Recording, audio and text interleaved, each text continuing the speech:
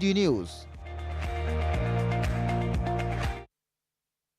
और इस वक्त हमारे साथ जुड़ रही हैं कश्मीर घाटी की एक्वा वुमेन के नाम से मशहूर बिल्किस मीर। बिल्किस, बहुत बहुत स्वागत है आपका। आपकी इस उपलब्धि की जितनी चर्चा की जाए उतना कम है। ओलंपिक में हिस्सा लेना हर किसी का सपना होता है।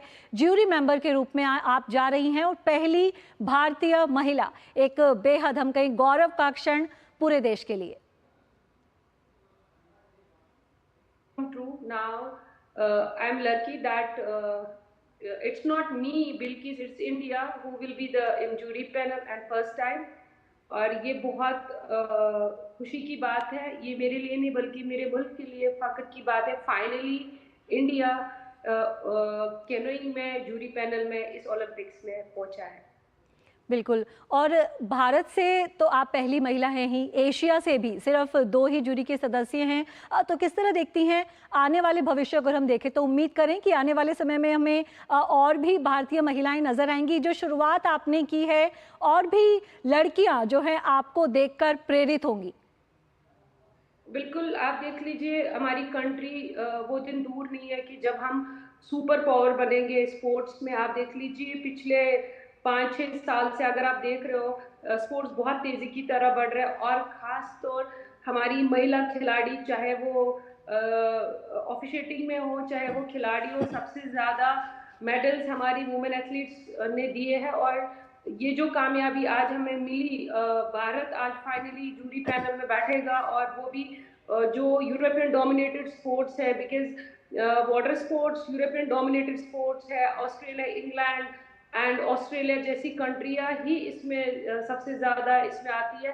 पहली बार भारत इसमें होगा, तो ये एक खुशी की बात है। आने वाले दौर में इससे और हौसला बढ़ेगा और मुझे लगता है कि वो दिन दूर नहीं होगा कि हमारी मेजॉरिटी वुमेन, चाहे वो ओलंपिक्स हो, एशियन गेम्स जैसे इवेंट्स हो, उसमें as a jury, as a athlete नजर आएंगे।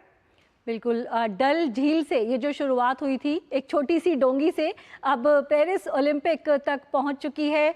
किसे आप श्रेय देना चाहेंगी अपनी इस कामयाबी का? ये जो आज मैं ये पहुंच गई यहाँ तक, ये पूरा मेरा जो वेल विशर्स और मेरी माँ जो मेरी स्ट्रेंथ बनी, जिसने मुझे हमेशा सपोर्ट किया।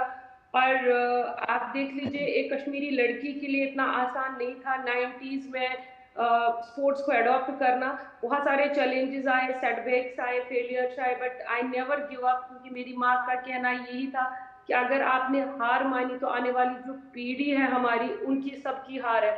ये सारा मैं ये जो कामयाबी आज मैं डेडिकेट करना चाहती हूँ उन स्ट्रगल वाले प्लेयर्स को जो आज भी स्पोर्ट्स में स्ट्रगल कर रहे हैं। और मेरे वेल विशर्स को, मेरे माँ को, मेरे परिवार को, जिन्होंने हमेशा मेरे बैकबोन बने, मुझे सपोर्ट किया, मुझ पे भरोसा किया, मुझे एग्रेसिव पुश किया आगे बढ़ने के लिए, ये सारा क्रेडिट मेरे परिवार को जाता है।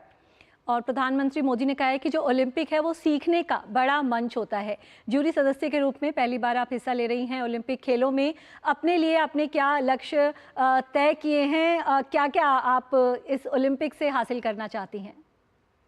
जैसे आप देख लीजिए हमारे प्रधानमंत्री, कोई भी स्पोर्ट्स हो, चाहे प्लेयर हार कर आता है, जीत कर आता है, वो हमेशा प्लेयरों को एनकरेज करते हैं। और मैंने भी एक ट्वीट किया है, आपके माध्यम से बोलूंगी कि before leaving Olympics I definitely want to meet my honourable prime minister and take his blessings. और मुझे उम्मीद है कि हम अभी इंडिया आने वाले दौर में बिड कर रहा है ओलंपिक्स में। और ये मेरे लिए बहुत बड़ी बात है कि मैं एज ए जूरी पैनल बैठूंगी, बहुत कुछ वहां पर सीखने को मिलेगा। और इससे पहले मैं बड़े प्लेटफॉर्म में ऑलरेडी एशियन गेम्स में बेस्ट जज ऑलरेडी मैंने काम किया है, वो भी मेरे पास एक एक्सपोजर है। और मैं पूरी तरह से कोशिश करूंगी कि इसको बड़ी ईमानदारी से निभाऊं इस पोजीशन को, और आने वाले दौर में भारत का नाम हाईएस्ट जो ओलंपिक जैसा टूर्नामेंट है वहां पर दर्ज करके आ जाऊं।